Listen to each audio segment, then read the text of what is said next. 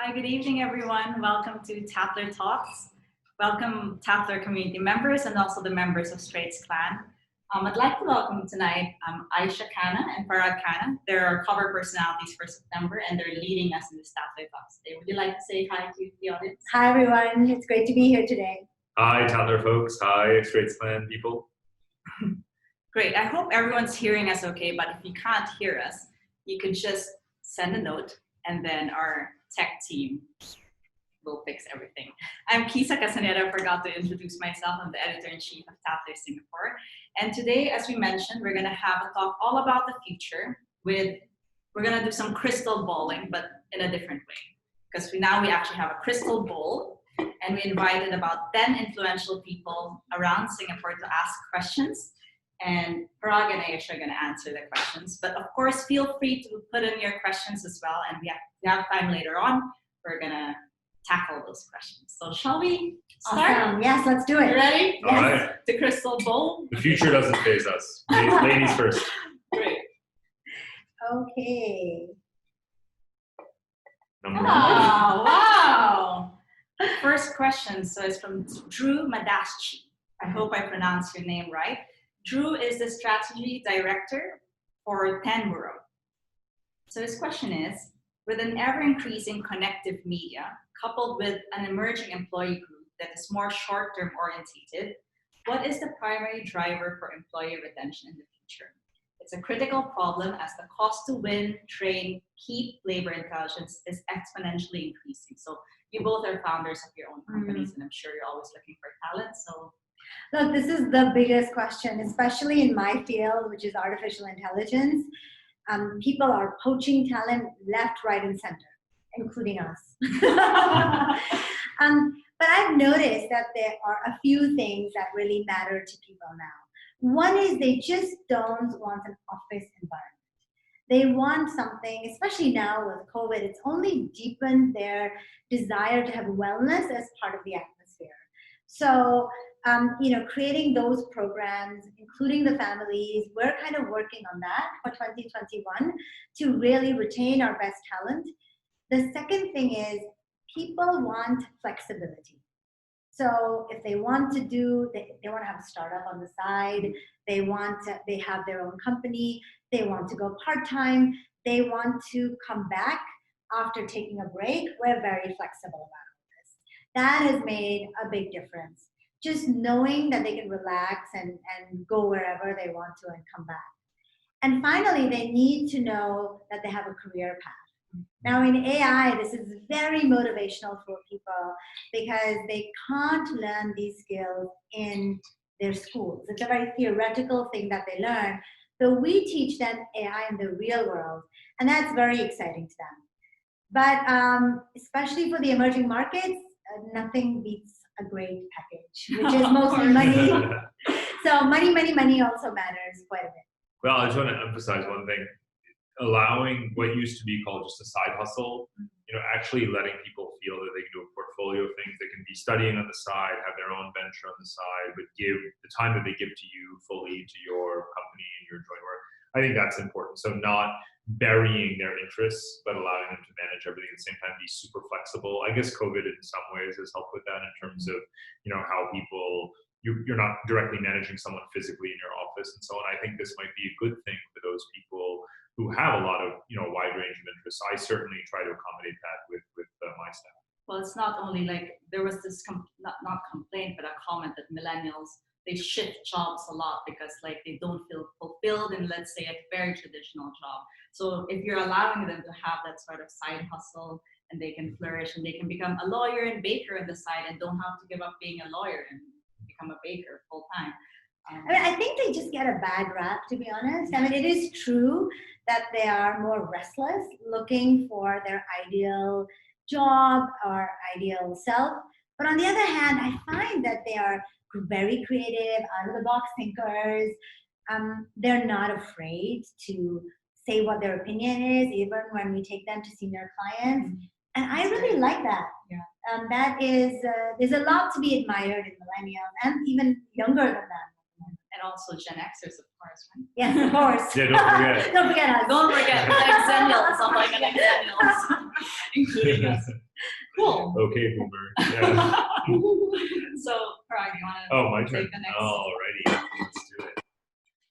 Here we go. Oh, straight to number 9. Number 9 is actually Paige Parker. I believe she's here listening to us today.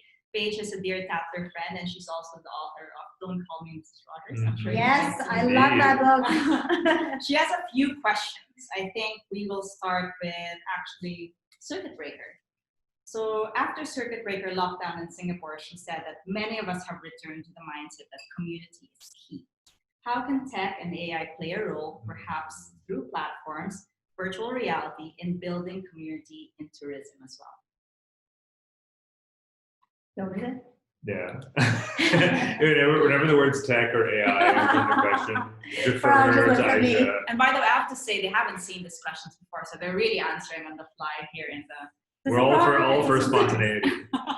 Look, actually, it's a really good question, but my advice is that you need to take a break away from all technology.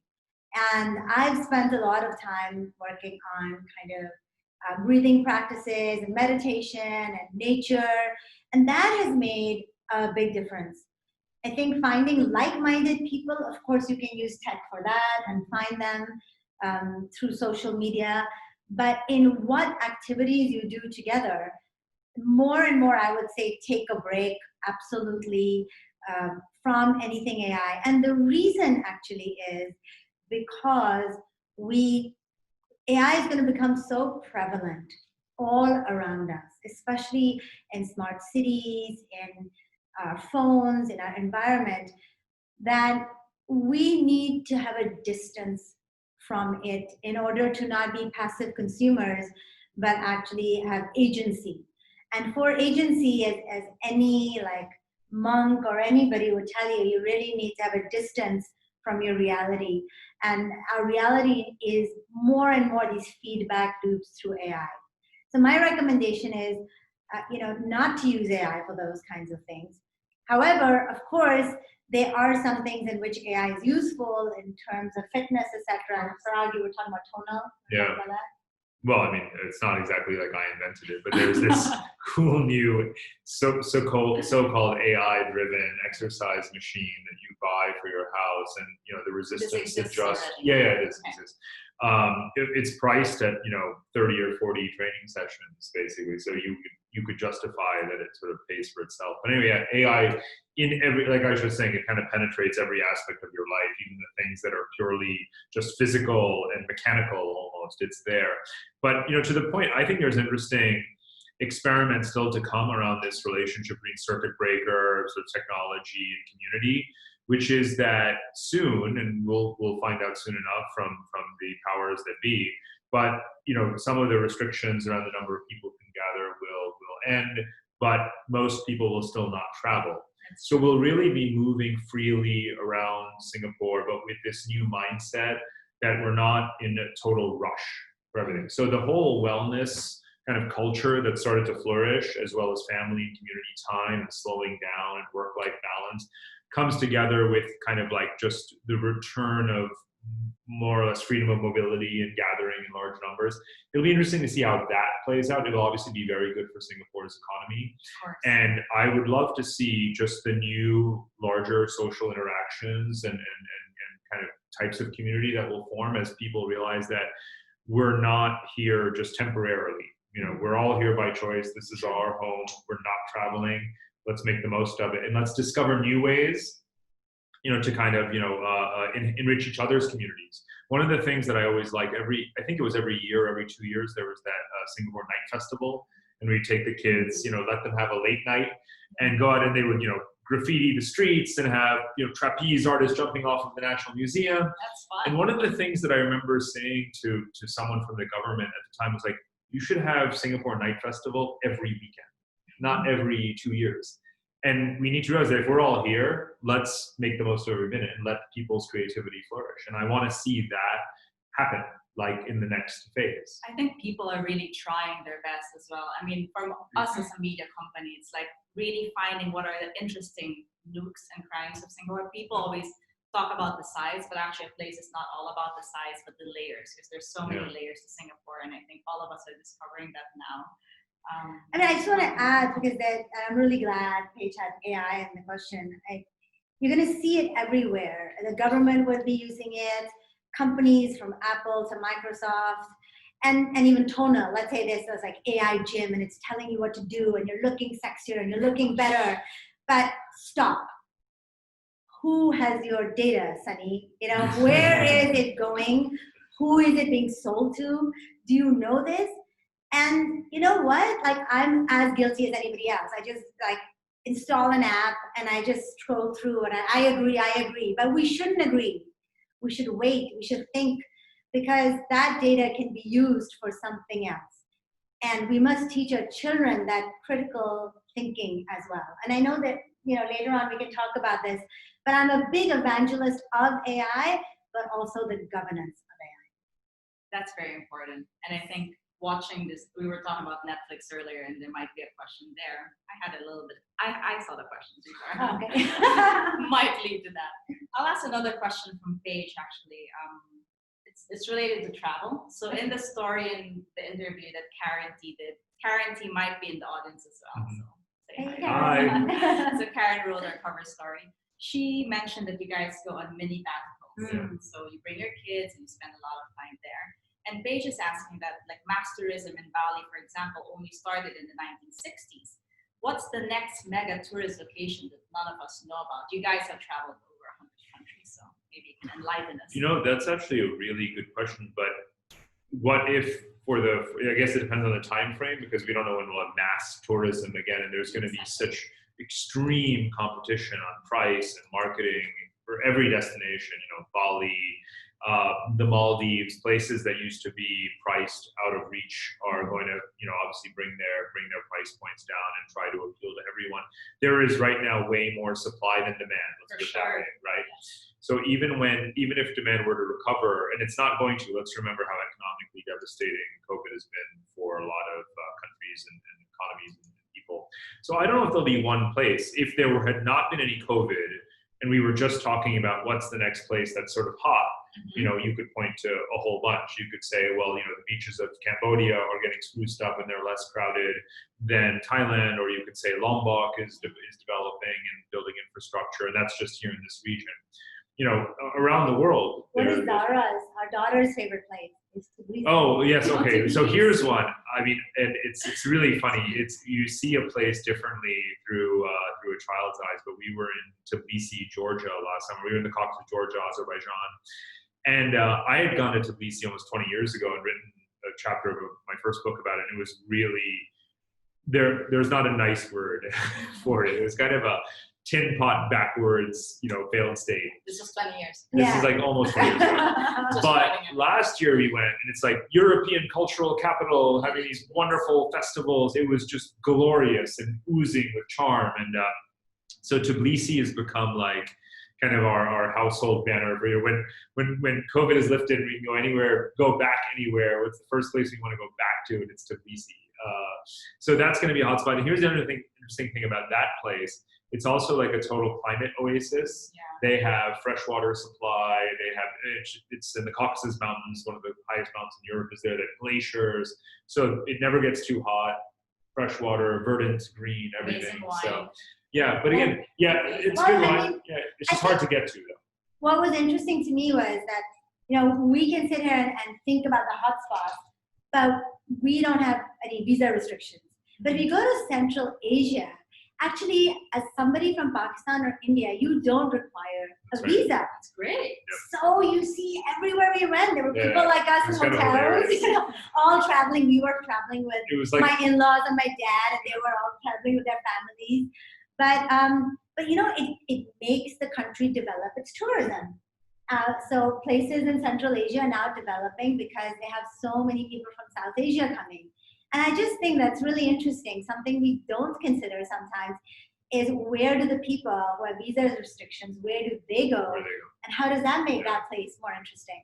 That's a very fair point. I mean, I'm Filipino, so you're always like, there are certain places that are restricted to, but I have to apply for visas everywhere. But Georgia is a beautiful place. COVID reminded everyone that tourism, hospitality are more than 10% of GDP, more than 10% of the global workforce.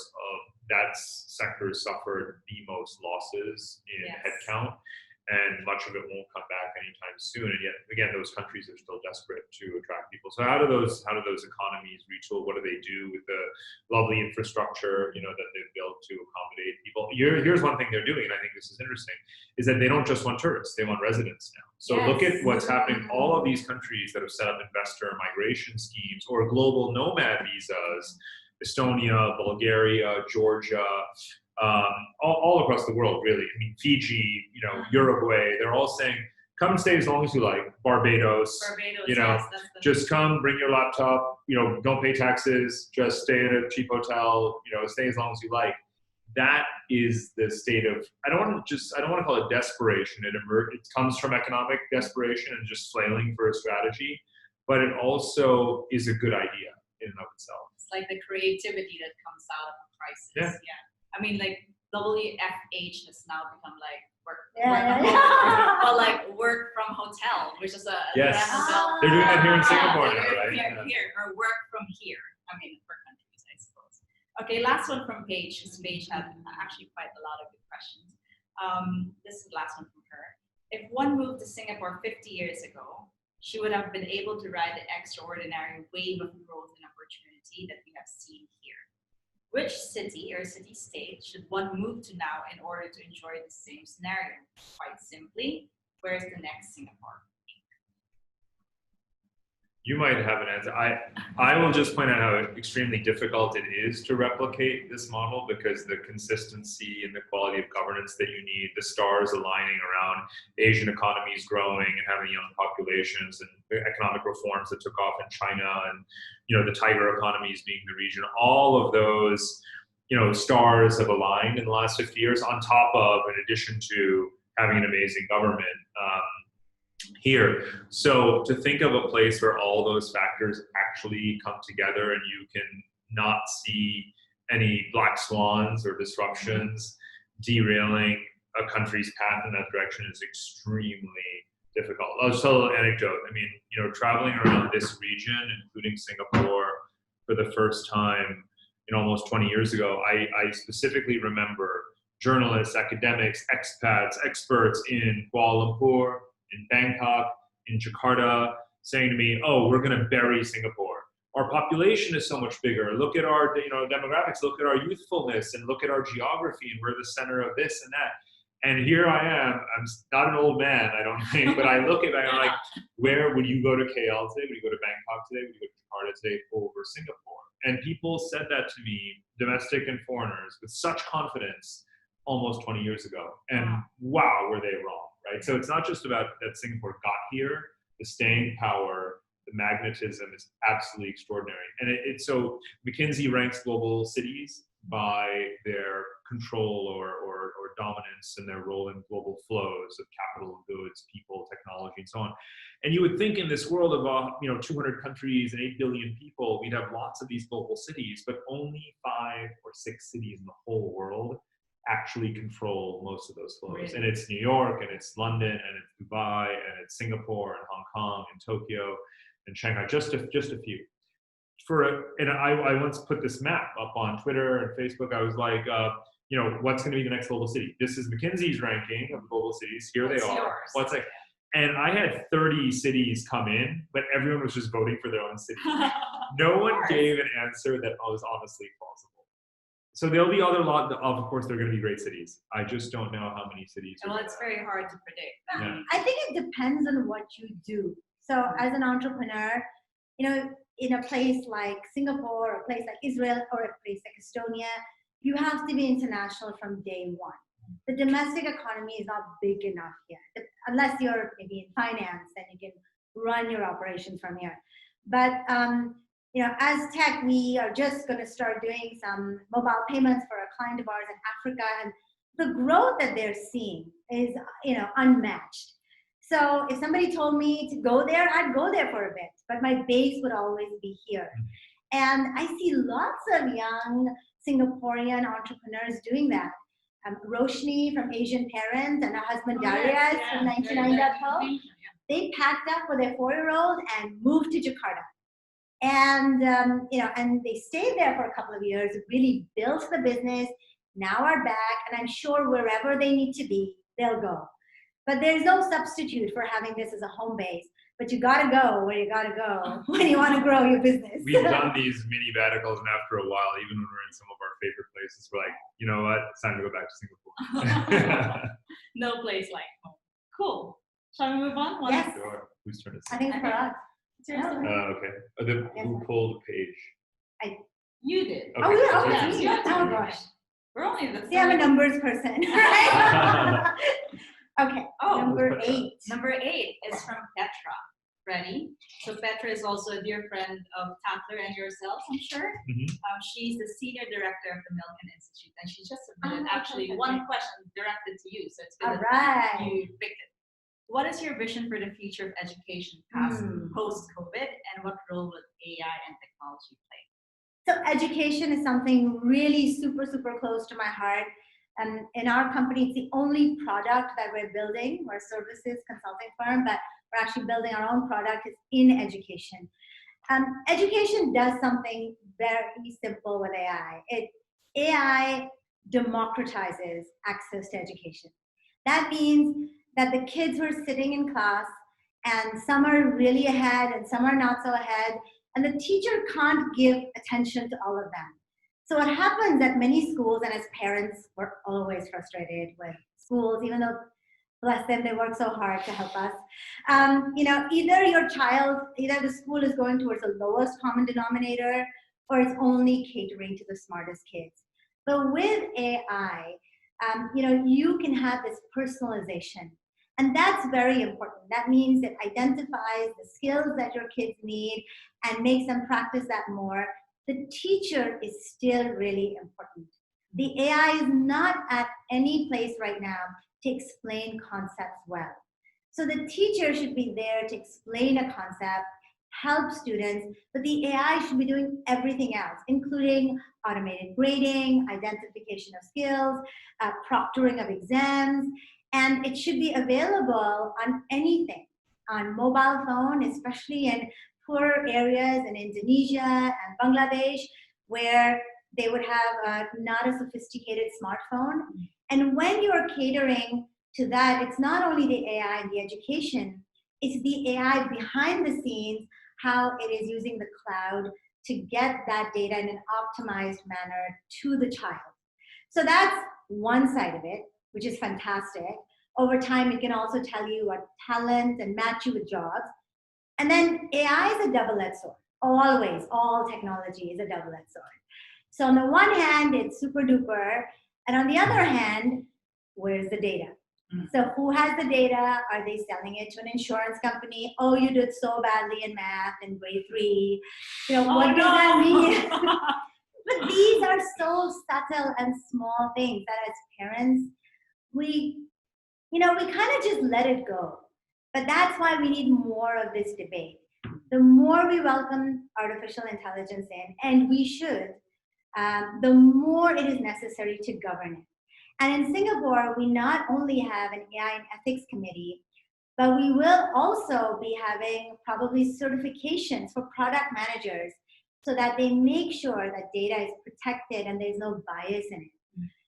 And the final thing is, you should be educated in AI yourself as well. I'm a huge proponent that anybody can learn the basics of AI.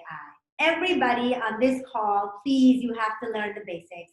You don't need to be a statistics genius. It's straightforward, it's logical. And if you can understand it, then you can understand the world around you so much more easily. And this elitism about anything, including science, tech, or whatever, Bitcoin, or whatever you have. Blockchain. Everything is understandable. And it's infusing our society. So not only is it going to change the future of education, but it must be part of our education as well.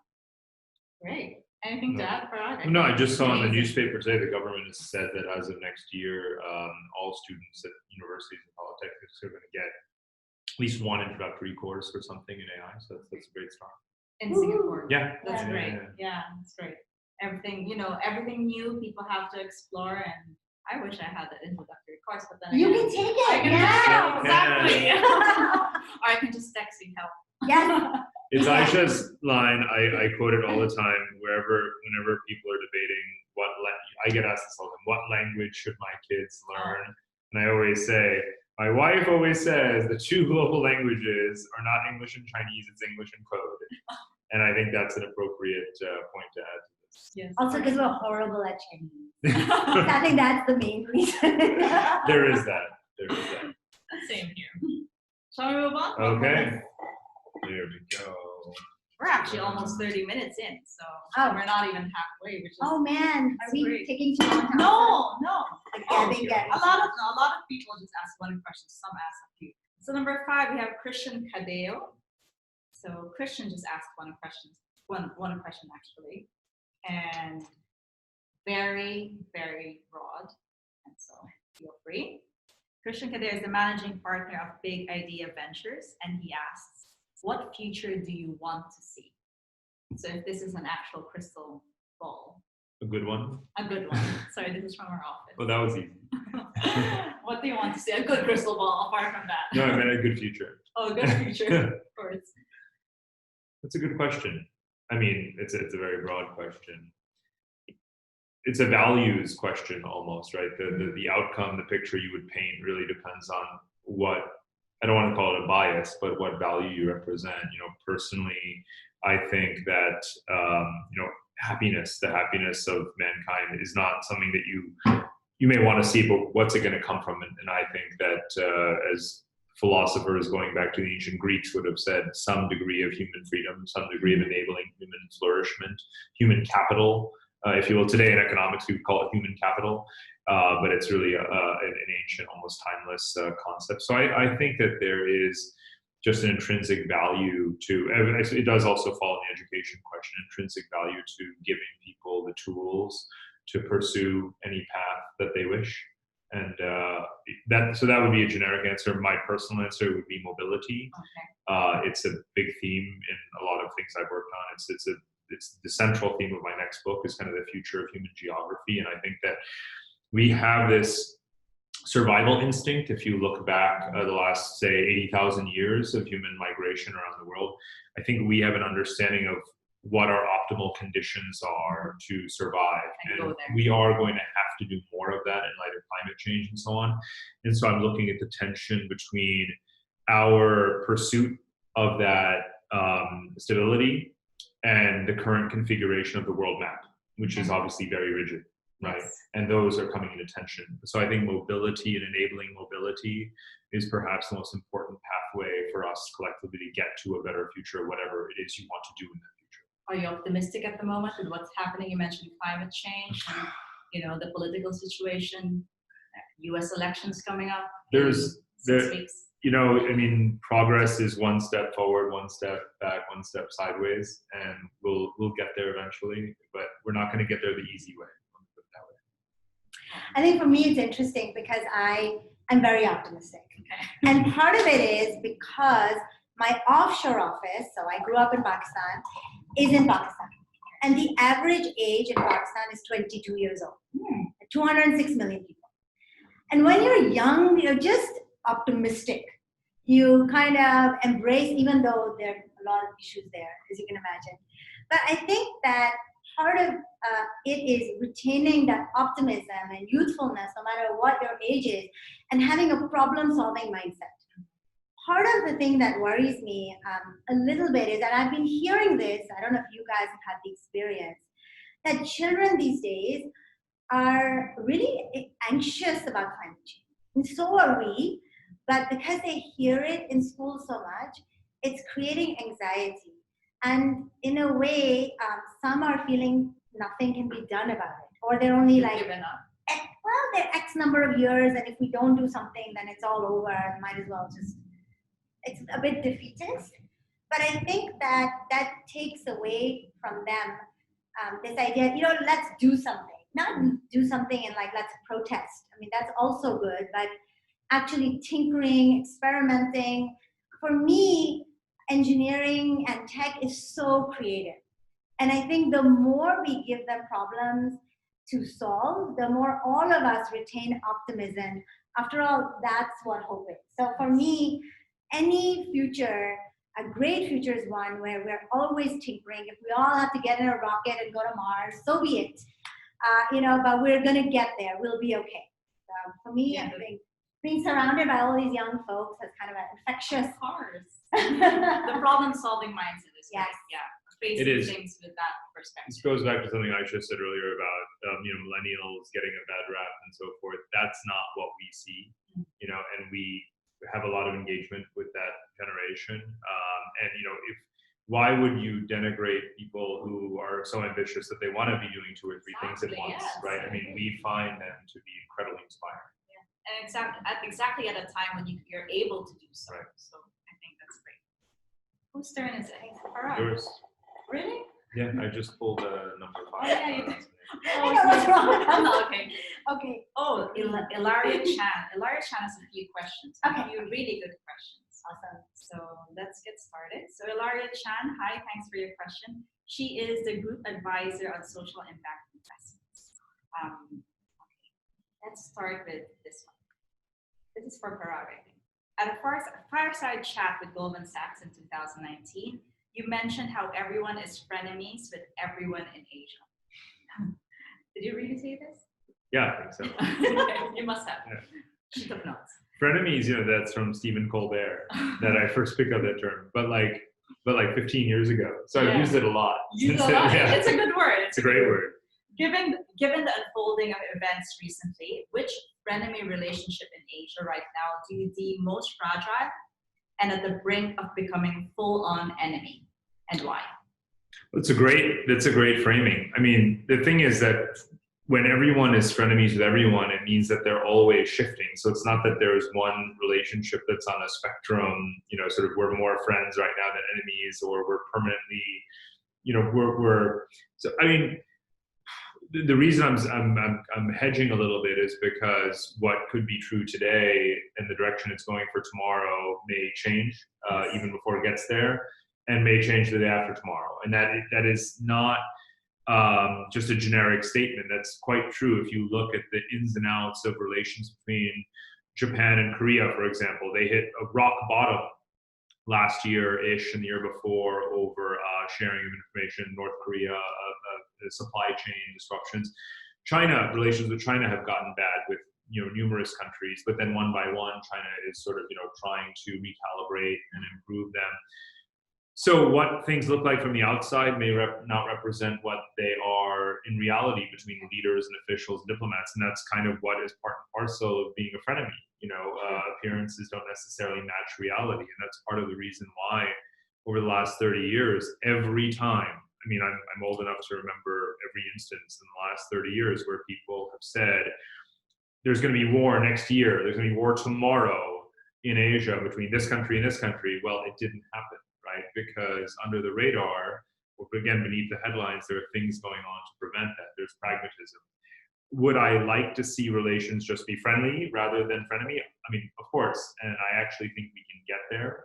It's something that I write a lot about and analyze, and I think that Asians have the pragmatism, have the competency to do that. And I think that is the big geopolitical project in this region for the next 3 to 5 years. So, but just to directly answer the question, obviously the China-India relationship was friendlier a few years ago than it is right now. So, that would be the low-hanging fruit. Okay, so that's the most obvious, and hopefully it will go towards the friendly side more. Yeah, but not anytime soon. Anything to add, or No, I'm not the geopolitics person. Remember, Singapore should be friends with everyone. Singapore is friends with everyone. That's right. I think connected to that, she also quoted, Ilaria Chan quoted your 2016 TED Talk, where you mentioned that connectivity can make the world more peaceful. I think this is also applicable to Asia. Do you still pound the table with that statement? Especially given all that has happened the past 2 years, like Hong Kong protests, the USA elections I mentioned earlier, Black Lives Matter, China, India, she mentioned it.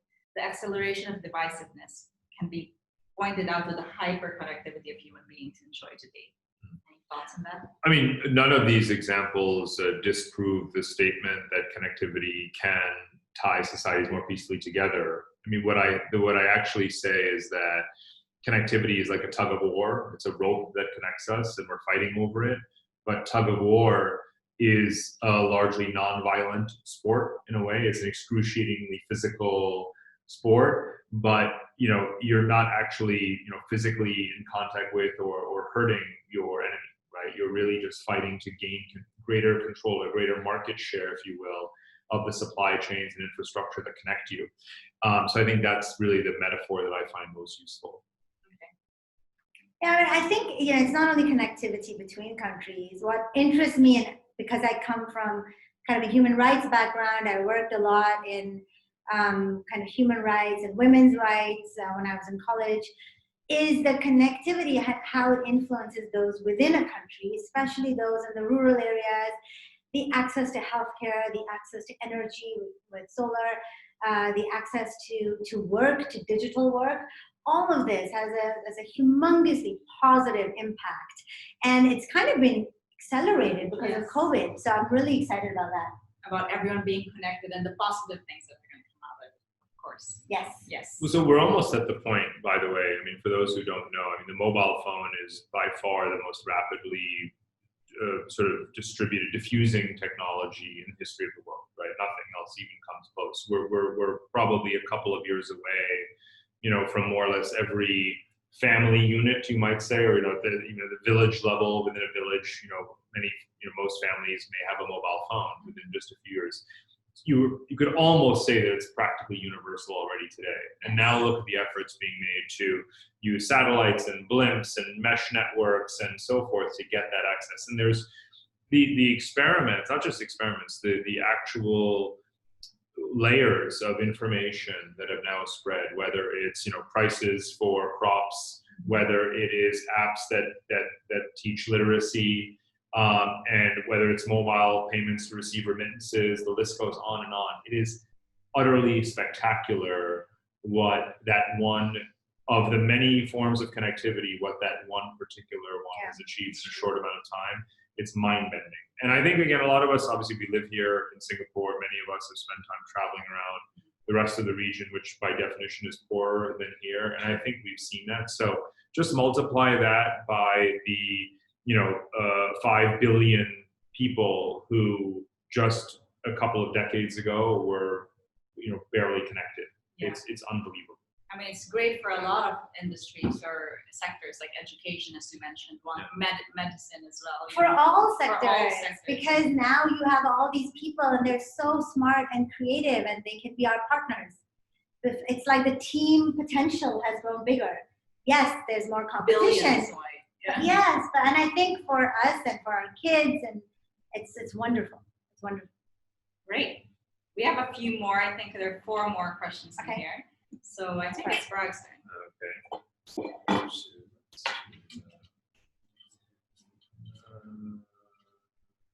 Let's grab this one. Oh, this one. This one is actually a dear friend of yours. Olga. Hi, Olga. I hope she's listening today. So Olga is the founder of Adagio Events. She creates the most amazing events in Singapore. So she wants to ask about social media. This is the question I was referring to earlier.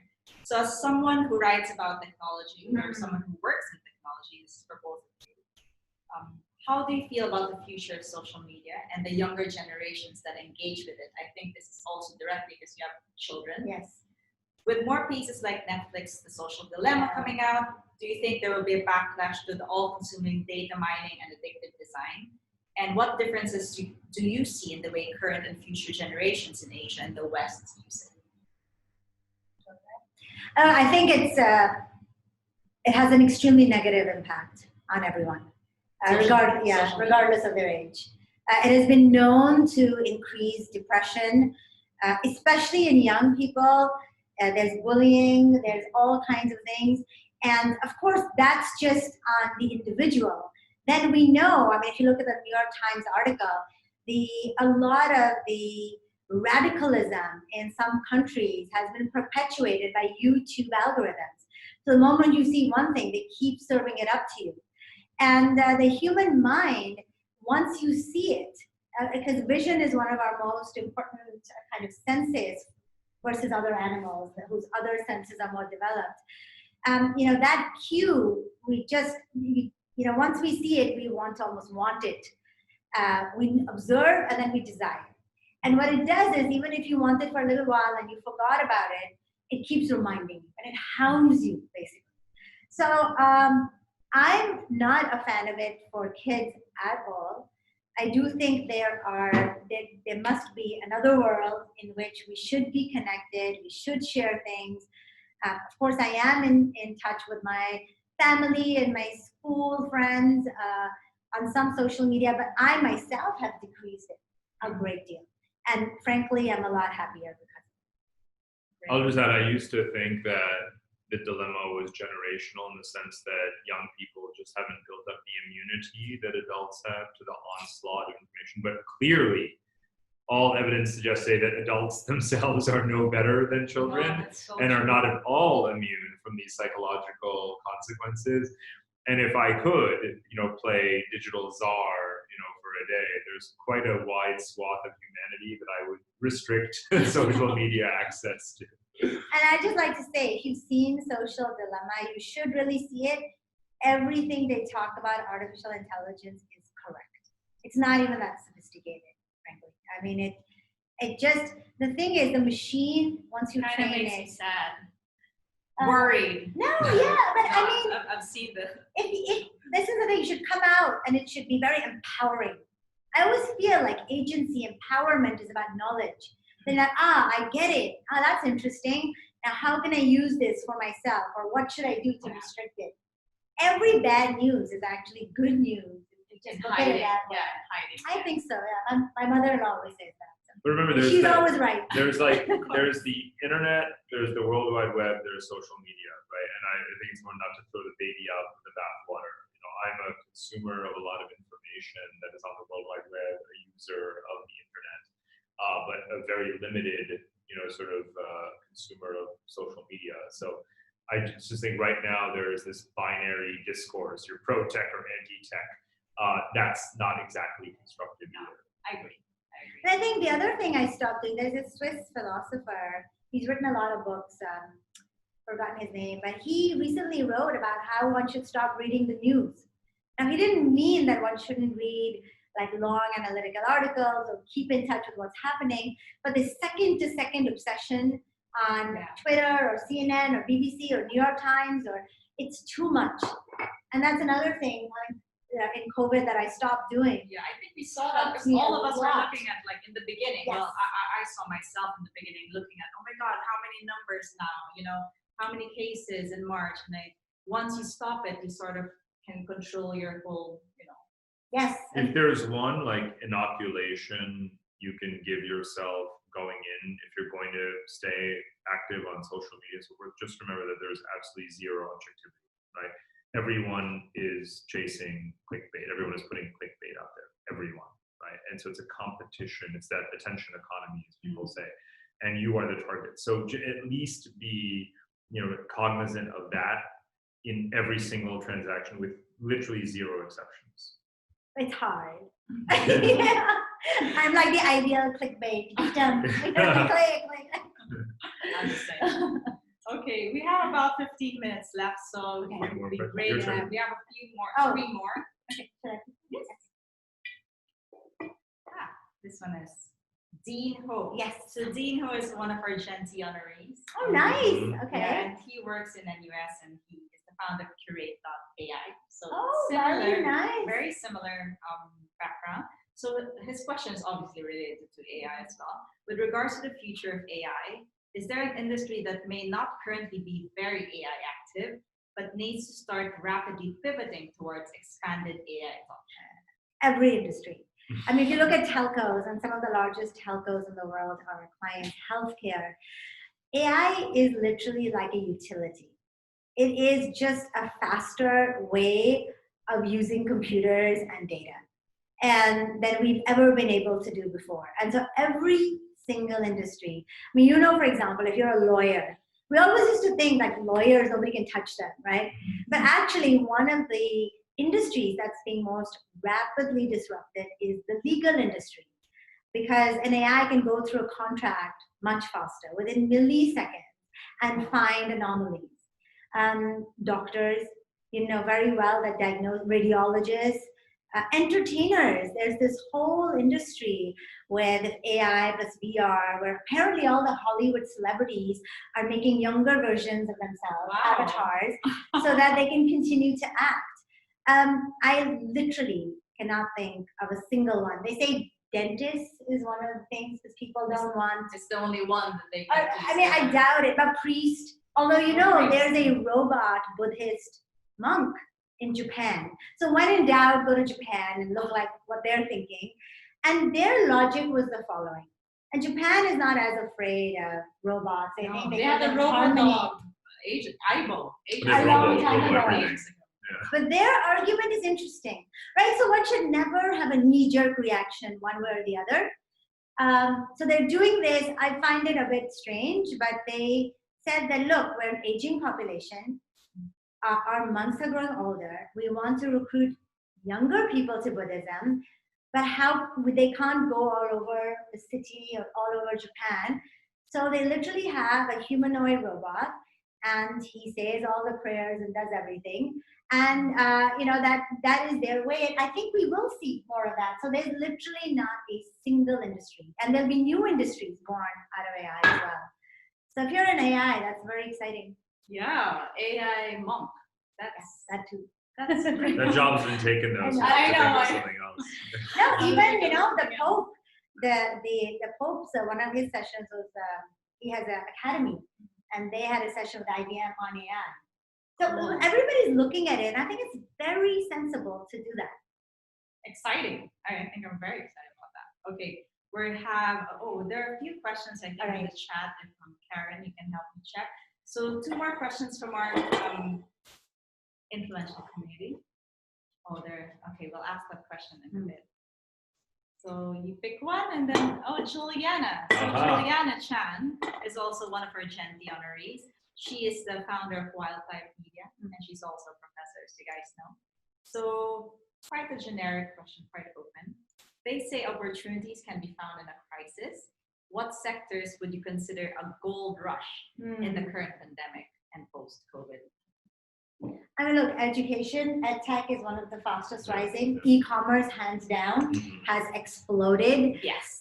Including with live streaming, everything e-commerce related. And then medicine, telemedicine. These are just the ones that I'm familiar with. Obviously, fintech, mobile banking, anything that's contactless, there's a huge rush to that. Because here's what you want to know.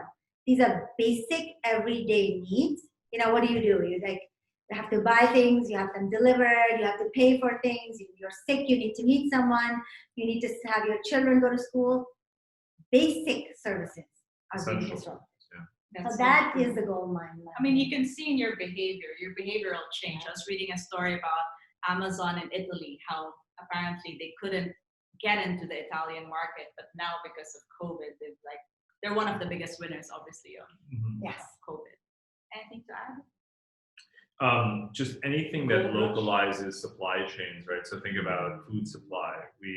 So many borders were closed, food exports, food imports were interrupted. So a lot of countries, including Singapore, are strategizing how to grow more food locally in order to cope with future, global lockdowns. And I think that is obviously a huge opportunity, both technology, agriculture, what it means for land management, real estate. All of that is going to change in many, many places too.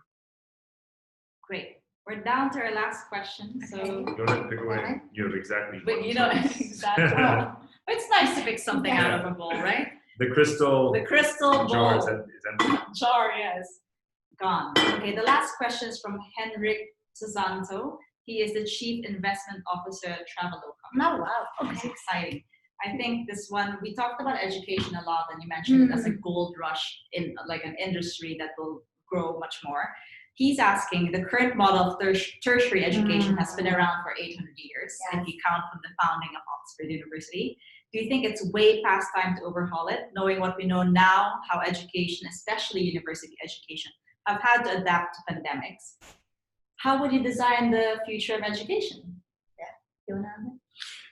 Oof. I mean, the thing is that I suppose he means at a tertiary level in universities, and I think that we are well past the point where we could have already and certainly should now ensure universal access through the digital mediums. There's so much content, MOOCs and so forth that are already recorded online that can be well curated, tailored, translated with the appropriate curriculum materials, different languages, and really packaged for different countries, societies, income levels or knowledge levels. We should be doing a lot more of that, and obviously bringing the price down. And again, I think that is one of the areas, like Ayesha said, EdTech is really going to take off more and more. So many students right now around the world, I don't know if it's 80% or 90% or enormous percentage of the world's university students are not physically on campus.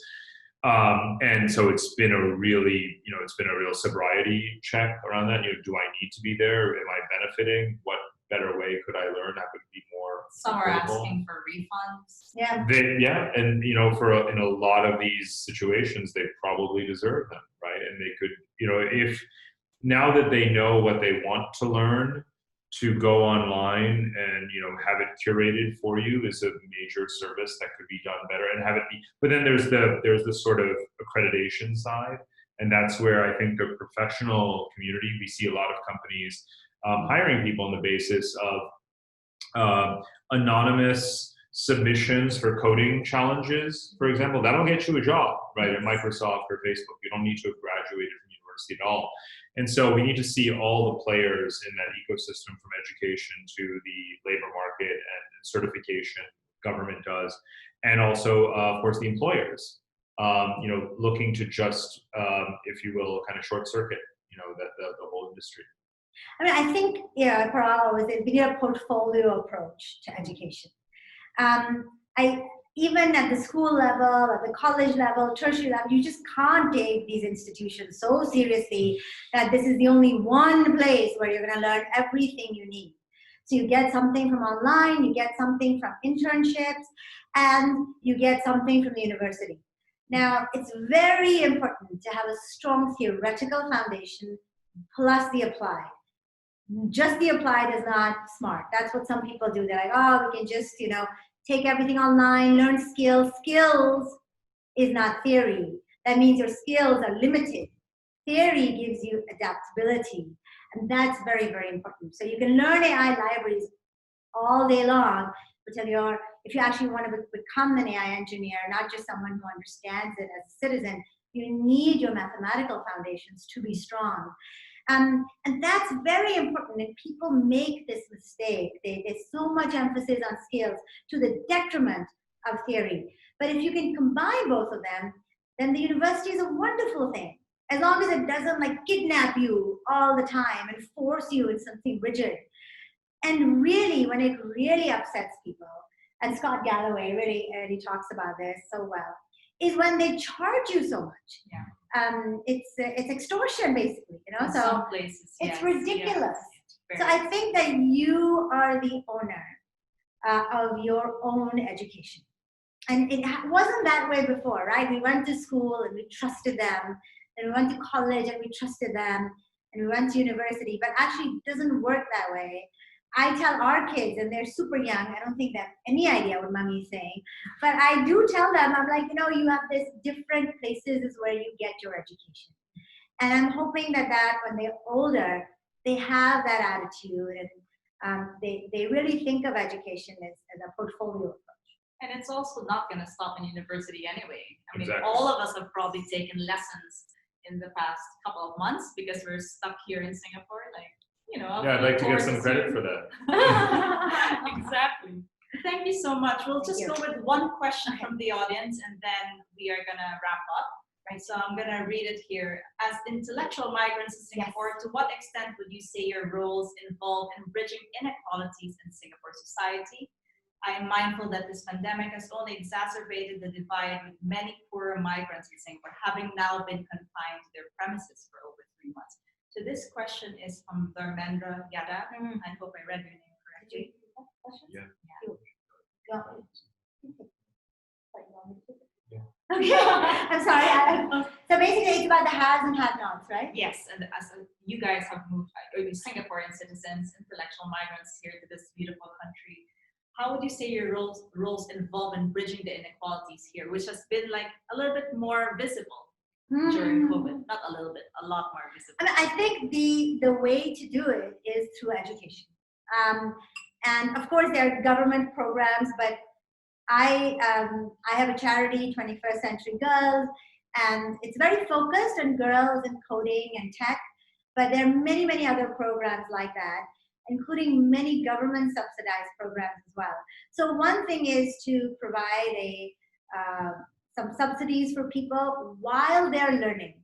So before, what used to happen was that you would have somebody mid-career and there'd be all this buzz about tech. And they're like, well, I have to feed my kids. What am I going to do about what? I can't leave my job and start taking a course to be a project manager because my industry, there's more automation. But now there are government programs that let you learn and have an internship and earn a wage as well in Singapore. So I think these are really great.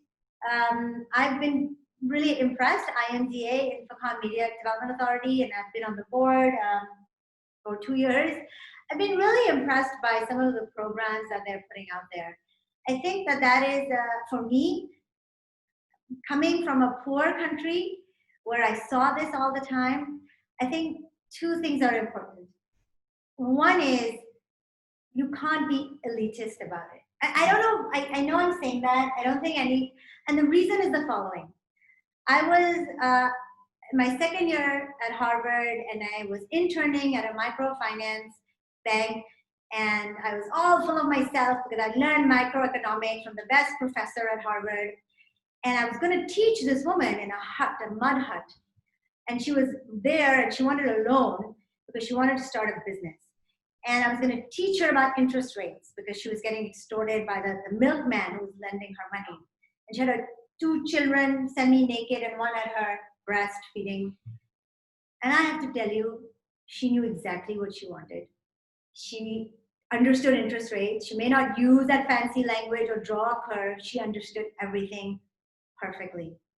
And I have seen that again and again. If you respect people's intelligence and you give people a chance and you give them the capital that they need and the education that they need, they're very capable of doing everything themselves. So that's what I believe. And I believe in not sympathy, but empathy, and having that approach and then having education as an approach. It doesn't cover all the questions that you put, but certainly my experience has been that is the most powerful tool for social mobility. Well, an important word, empathy, and also, we spoke about access, we spoke about democratization of education, and I think it really is one of just the greatest bridges for Yes. to everything. Anything else to add, Parag? Well, I find that one of the kinds of inequality that's harder to measure is sort of inequality of networks, right? Access to various people. So when I have a lot of young people reach out to me from across Singapore, different educational institutions, usually students at different levels, and the most that I can do at this point is to just help each one of them, with their challenge. What is it that they want to learn? Who do they want to meet with? What are the opportunities that they're trying to pursue? What connection could help them, advance towards their goal? And I see a lot of that. So you might call it mentoring, or it could be much less formal than that. But each of us does have the time, to help, more or less each and every person who comes to you. It doesn't take long to just, open up your Rolodex or whatever the case may be and help people out one by one here in Singapore or elsewhere. So that's just something I try to do. It's just making time for people and sharing your knowledge. And thank you very much. Thank you for. I actually really like Paige's. Can I comment on that? She said a lot about the arts. What about the arts? What's the crystal ball fix? I know. It's a. I just want to take 1 second to comment on, maybe 5 seconds. Go. I think the arts are really, really important. I'm so glad someone asked that question. I'm sorry I talk a lot about AI, but actually my entire education has been a mixture of, of art and humanities And without that, you cannot succeed even in tech. Because a lot of what we do is actually understanding customers' needs, empathizing with their journey, and also managing people and communicating with them. So the arts is very important. And I always say one should break these silos that we have between engineering and arts. It's completely ridiculous. Like And they pretend it's on the opposite sides of the spectrum, but it's actually it's the complementary. same. It's the same awe that you have when you read, the Brothers Karamazov, and when you kind of see something in science or math.